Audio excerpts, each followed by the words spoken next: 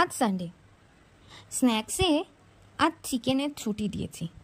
ভাবলাম আজ ভিনদেশি ফেমাস ডিশ কিছু ট্রাই করি, তাই আজ ধোকলা বানিয়েছিলাম। প্রথমে 2 কাপ চানা বেসন ভালো করে চেলে নিয়েছি।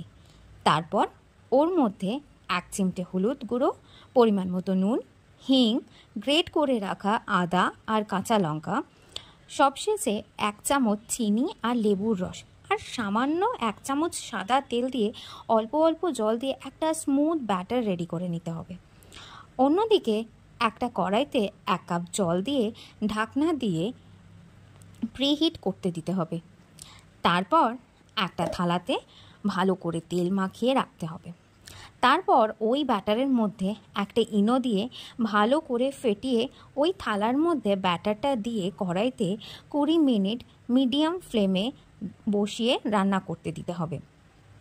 20 মিনিট পর একটা টুথপিক দিয়ে চেক করে নিতে হবে ধোকলাটা ভালো করে কুক হয়েছে কিনা।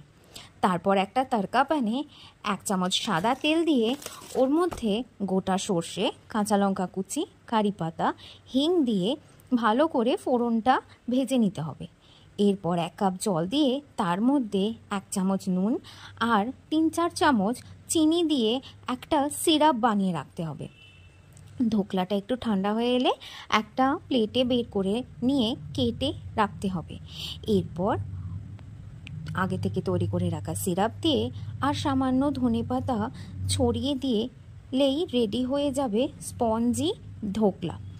পুদিনার চাটনি কিংবা তেঁতুলের চাটনি, এই দুটো চাটনির সঙ্গে বাড়ির ছানা থেকে বুড়ো সবার পছন্দের ধোকলা বাড়িতে বানান আর নিজেরা খান। ঢোকলা চাটনি দিয়ে কেমন হয়েছে? টেস্টি?